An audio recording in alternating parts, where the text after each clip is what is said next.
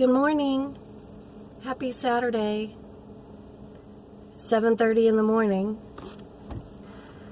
I am out the door bright and early. I woke up about 30 minutes ago.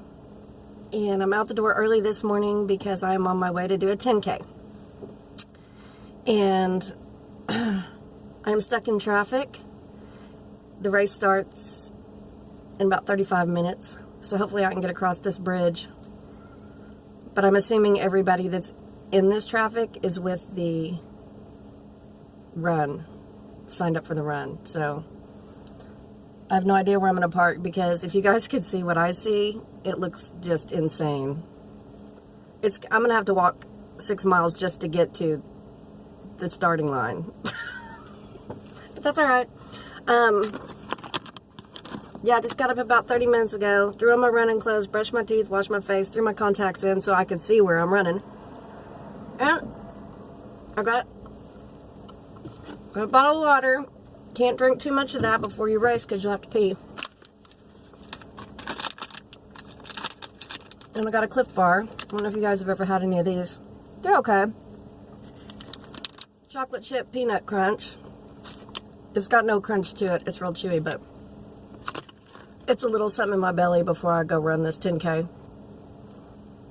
I don't know what's going on with traffic, but it is stopped. Stop traffic. So, I'm awake. I'm ready to go. I got a lot of sleep last night. This week wore me out. And, I think it was like 9:30, 10 o'clock last night. And I looked at Shane and I was like, I'm going to bed. So I went upstairs. I think I watched 5 minutes of YouTube and just zonked out. Zonked smooth out. So that's, let's say I was asleep by 10. I got 9 hours of sleep, which is perfect for me. If I can get 9 hours of sleep, I can pretty much go conquer the world. So, I'm going to get off here. I'm going to go run 6.5 miles, and I'll catch up with y'all in a bit. Hey. Okay, so we did our 10K. I put some pictures on Instagram and Facebook, and so that's 6.4 miles. Got the t-shirt.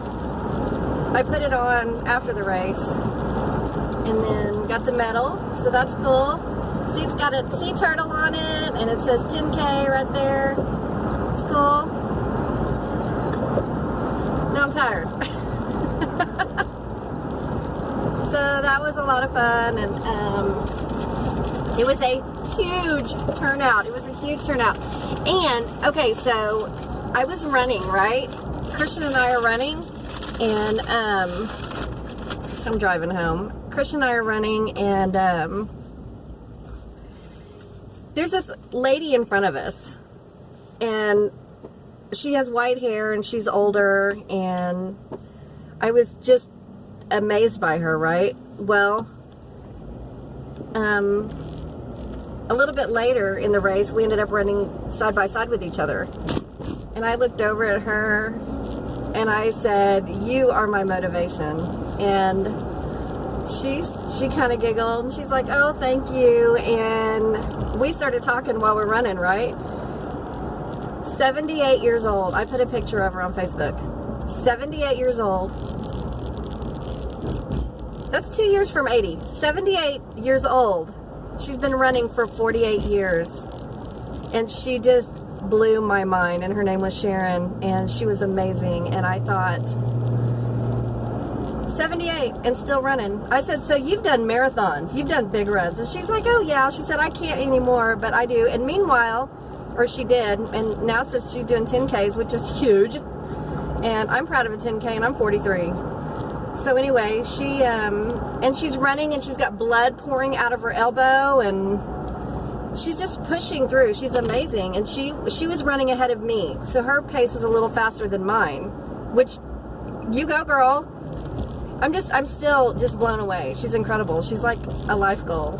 And so anyway, she's got blood pouring out of her elbow, right? And I don't know if another runner, she said some guy ran into me, and we totally we ran past a med station where there's doctors and nurses out there, there's med stations. She runs right past it. She doesn't, blood pouring out of her elbow. She was a warrior. She was a freaking warrior. And her name was Sharon, and if you guys want to see a picture of her, she's on my Facebook page, and she'll probably never see this, but Sharon, girl, you know how to live inspired. She was amazing, and everybody in the race was amazing, and we had a ball. And my first mile out hurt, like it hurt, and then the second mile I was still pushing through, and then on mile 3 I was like, oh yeah, I found my sweet spot. And if you're a runner, you know what I'm talking about.